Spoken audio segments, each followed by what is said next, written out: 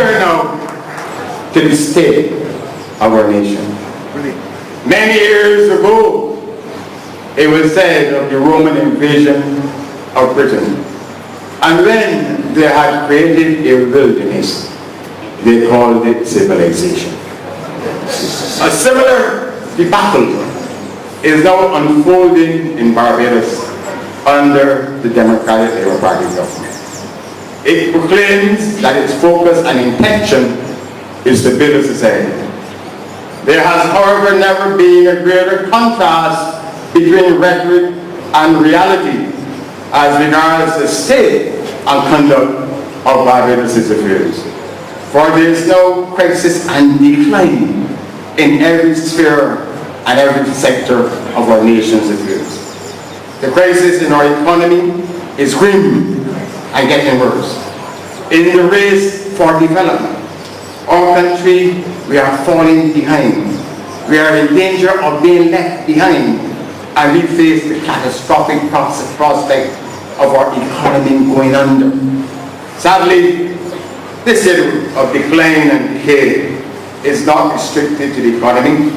A culture of failure, my colleagues, has now also invaded and overtaken all of the areas of social activity in this country.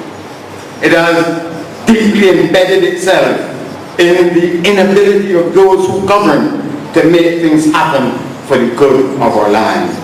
It has come to reflect itself in an unprecedented and dangerous undermining of the integrity of institutions whose work is vital to the maintaining of stability in this country. Critically, a debilitating leadership void has now established itself at the top and at the center of our public affairs, a void that both reflects and is helping to generate the state of doldrums that sadly now characterizes the state of our nation, Barbados. There is therefore the need to mount an urgent mission to rescue and to restore Barbados. And the following matters represent the core issues around which attention should be coalesced as we conceive of this mission. First, there is an unfolding human tragedy in this country. There are many direct dimensions to the economic crisis which now grips our nation, but they all come together in the unprecedented human tragedy that is now unfolding across the land. Barbadians of all walks of life have since 2008 had to endure an unprecedented decline in their standard of living. It is a decline that has taken the heaviest toll on those at the bottom. From all indications, policies now to be set in training will make the decline even sharper. It is declining, colleagues, that can be easily measured. For since January 2008, prices in Barbados have risen by over 27%. Over that period, the salary, for example, of a maid in the public service was increased by only 4.5%. That has led to a 20% decline in the purchasing power of a maid. For others, the situation has been even more savage. They have not only had to face a 27% increase in prices, any increase in their wages have been negated by the taxation of their allowances, which itself has been tantamount to an 8% pay cut. Their spending power has fallen by over 25%. There are also sections of the private sector whose wages have been frozen since 2008 and allowances subject to tax. The fall in their spending power exceeds 30%. 30. What is especially noteworthy are the areas in which price increases have been raised. Food, 24%, electricity, 56%, and water 60%. These are the areas of basic needs on which the typical household cannot avoid spending. It is as if the people of Barbados have been put in an economic prison. There is no escape from the suffering and the punishment. Indeed, it has to be said that there are now in North Carolina too many instances where during the course of a school week, parents cannot find the lunch money for their children. Barbadian parents also are struggling some weeks to put a decent meal on the table on Sunday. Everything points to the fact that this distressing situation will be extended into a long-term hard labor. The last wage increases for public servants expired in March 2010. We have been informed that the unions agreed to support a wage freeze which has been in effect since then, on the understanding that there will be no job losses in the public service. Despite public posturing, there has been no negotiations between the unions and the government for a new settlement. Rather, we are hearing of recommendations to extend the wage freeze, which has been in existence for the past 2 years, to another 2 years. This would be unconscionable. Government has no plan to stabilize prices, which are now rising at 7% per year. The policies that are now being pursued and proposed will convert crisis into tragedy, will destroy the livelihoods of the working class and the middle class, and will reverse all of the progress which has been created in North Carolina over the last 2 decades. We must fight this, for this will not be accepted, my colleagues, of the Barbados Labour Party government. A Barbados Labour Party government did not cut and freeze wages in the early 1990s. But as a government, we were under constant and strident pressure from the unions and the Dems to repay the 8% pay cut which we did not put in place, and we repaid. On a related matter, the unfolding human tragedy does not only concern the effects of inflation on the standard of living of the people of Barbados. More and more Barbadians are now being put on the red line. Indeed, the number of persons unemployed have risen from 9,500 at December 2007 to 17,600 at June 2011, a whopping 8,100 persons. And this figure does not include those persons who are now on a reduced work week. Both the central bank governor and the Minister of Labour have promised us that the situation will get worse. In government, the Barbados Labour Party is always expected to so administer Barbados' affairs that its employment policies and its income policies can contribute significantly to the quality of life of our people in general. Not only were we expected to restore pay cuts, we were also expected to agree to decent wage increases, productivity bonuses, tax reform to increase savings and personal incomes, flexible allowance for policemen, nurses, and those working under unsociable conditions, and to consistently bring down unemployment in Barbados to the point where they had to import labor. We accept these as obligations which any serious government must treat as its chief priorities. We are ready, colleagues, and prepared to do this again. We can, we must, and we will. Secondly, we are prepared to rescue Barbados from the squandering of its future. One of the big problems facing the country is the crisis in the public finances. This crisis has many dimensions. The government's deficit is much too large. The problem has its roots in the BLP's excessive spending for political purposes, but the reaction of government has been to increase taxation, which has slowed down the economy and has virtually pauperized our people. Government has virtually run out of options to finance its deficit. The financial system is highly reluctant to invest in government securities, either short-term or long-term.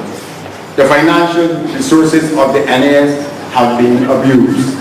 And as a last desperate measure, the government has had to resort to the printing of money by the central bank to pay its way. Unchecked, the value of the Barbados dollar will be put in peril. In all of this, there is one major strategic issue that must be of great concern for all Barbadians. The things that this government has done with the public finances not only have led to crisis today, but unchecked will squander the possibility of a successful future for the Barbados society. A person who goes to the bank to borrow, to start or expand a business, to pay for acquiring new skills and technology, or to acquire an asset which can generate income in the future, is making a sound investment in his or her future development. To go every month, to borrow to buy food, or to pay current bills like electricity is another matter. It is a means of running up debt without generating a capacity to pay in the future. And that is precisely what has been happening in our Barbados beginning in 2008. Over 13 years in office, we so ran the financial affairs of our country as to pay our current bills and also to generate a surplus every year to contribute to the building of this country. All of this has changed. This government of Barbados is now borrowing hundreds of millions of dollars every year, not to invest in the country's development, but to meet its current expenses.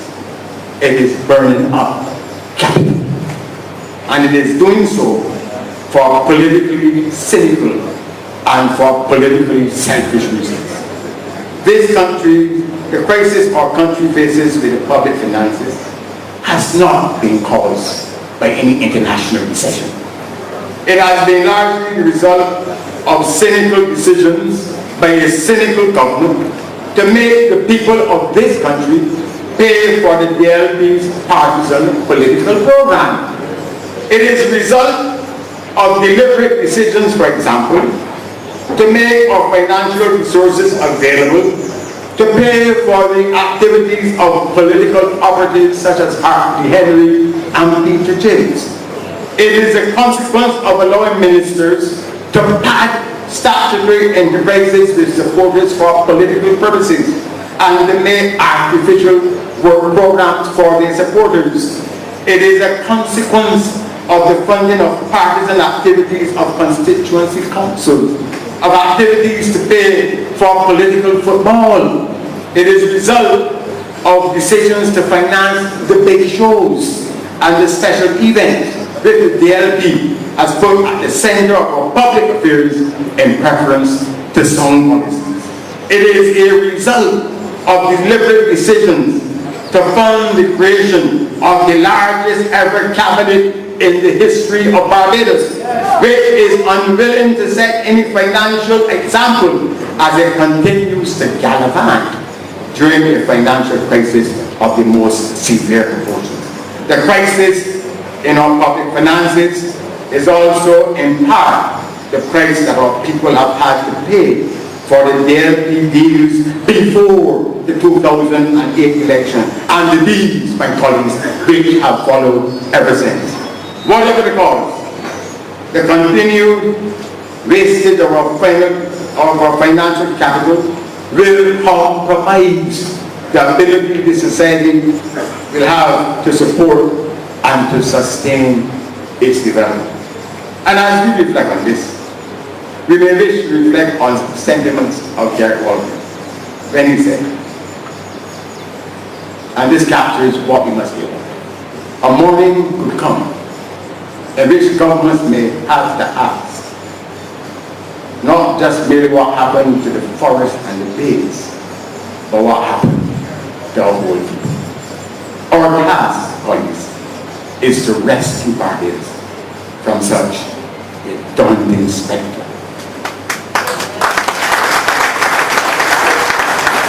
We also have, thirdly, to mount a rescue mission to secure the foundation of Barbados' development from the BLP onslaught. Barbados has ascended to the pinnacle of a developed society status on the strength and the merit of our sustained investment in the country's social capital, especially in the spheres of education and health.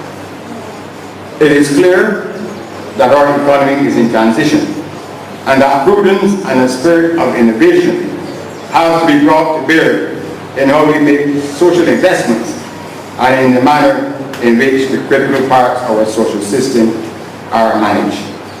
The purposeful and the orderly development of our education and healthcare institutions will and must continue to be the foundations of our development. Apart from the mismanagement of our public finances, these two sectors, education and health, are already areas where the greatest damage is being done by a dangerous government to a vulnerable society. These two sectors are presided, first of all, over by ministers who are disasters in every respect. The Minister of Health confuses arrogance and hubris with strength and believes that empty pronouncements will make things happen everywhere. The best and soundest of his times have been but rash. The Minister of Education has plumbed new depths of leadership by his assault on the character of the school children. It might be that he is preoccupied with his duties as president of the BLP and all the unanswered issues arising therefrom. I suppose also that at some stage he may wish to tell us why, as a minister of the crown, he cannot afford not to be the president of a sporting organization.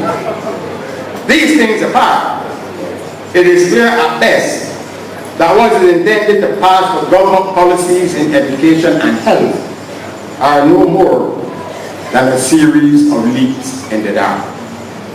I may be the first to agree that the National Health Service has to be reformed to make it better serve the beneficiaries for which it was created and to better fit within the fiscal boundaries within which the state now has to operate.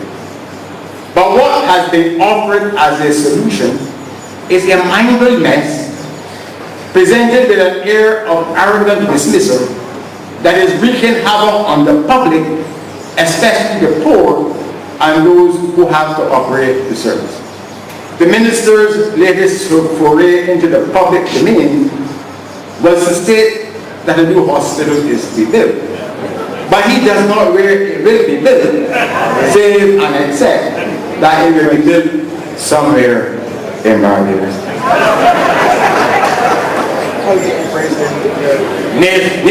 NationNews.com will do a better job of enlightening the public.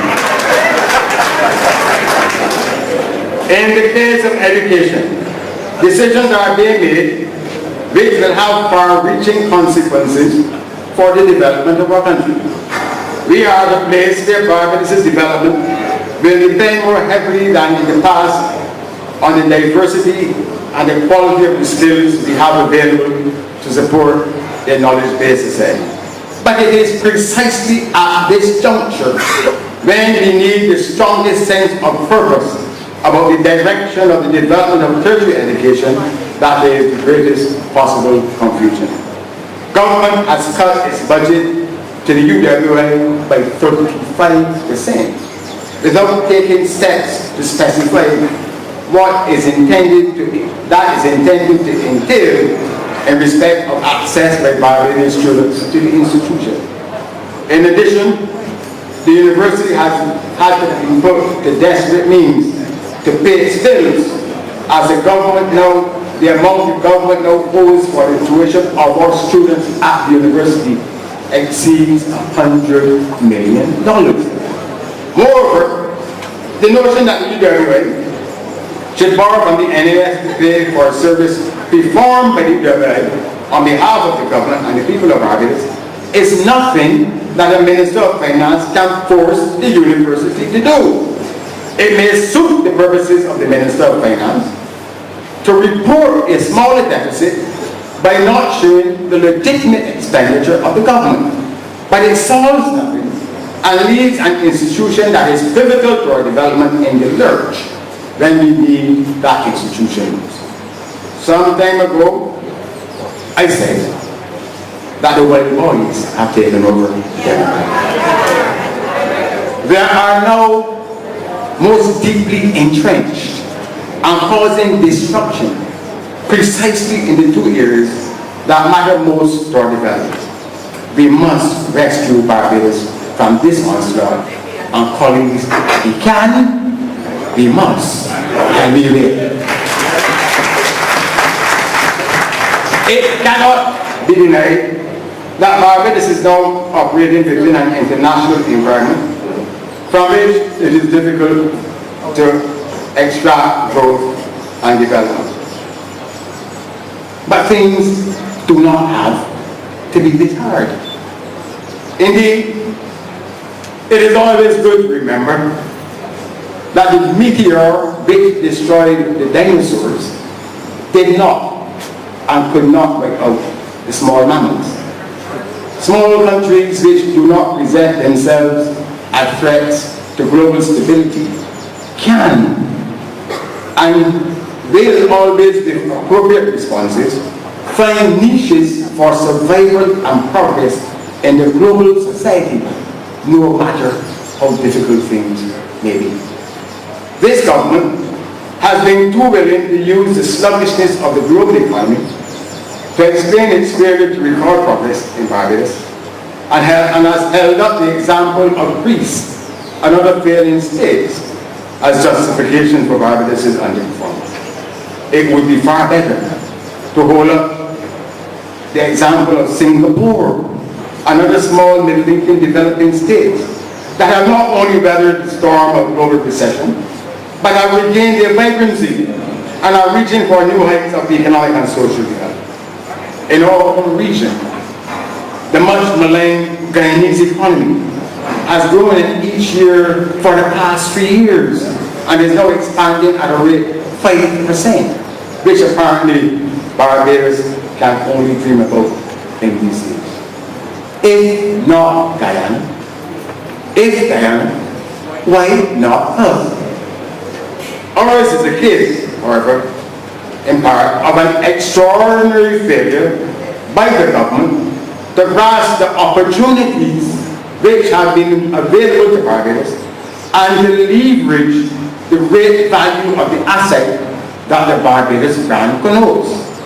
Indeed, the present state of Barbados' international business sector is the perfect but unfortunate example of government's ineptitude, inertia, and abject failure on this one. This sector, which flourished under the Barbados Labour Party, is now floundering due to the total neglect of a do-nothing DLP.